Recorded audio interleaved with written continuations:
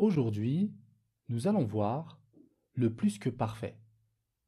On va voir un cours sur l'utilisation du plus que parfait et sa conjugaison. Alors, quand est-ce que j'utilise le plus que parfait? On utilise le plus que parfait quand on parle d'une situation dans le passé qui s'est passée avant une autre situation dans le passé. J'ai deux actions. J'ai deux actions dans le passé. Eh bien, la première action, j'utilise le plus que parfait. Et pour la deuxième, je peux utiliser, par exemple, le passé composé. Par exemple, j'ai dit à l'inspecteur ce que j'avais entendu. J'ai dit passé composé, on est dans le passé, donc j'ai dit à l'inspecteur ce que j'avais entendu. J'ai entendu quelque chose et ensuite je l'ai dit à l'inspecteur. Donc vous voyez ici, j'ai dit à l'inspecteur passé composé ce que j'avais entendu. Ici, j'ai utilisé le plus que parfait. Un autre exemple, il voulait m'interroger car il m'avait vu dans la rue. Il voulait, là j'ai le plus que parfait, il voulait m'interroger, l'inspecteur voulait m'interroger car il m'avait vu dans la rue. Ici, on a le plus que parfait.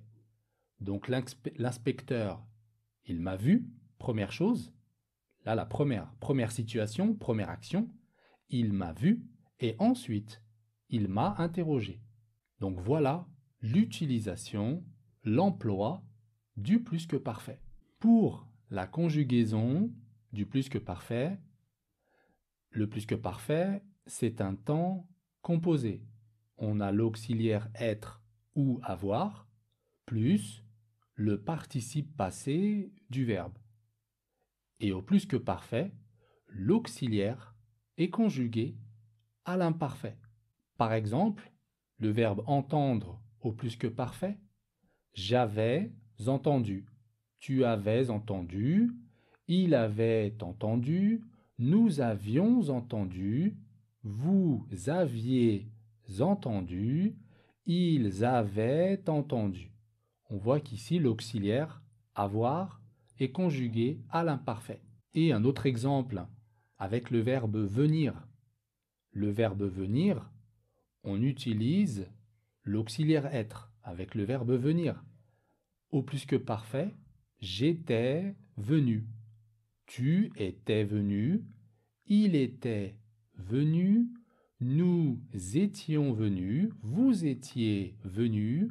Ils étaient venus.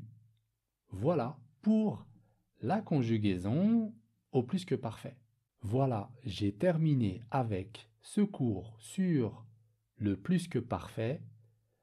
Mettez un like si la vidéo vous a plu.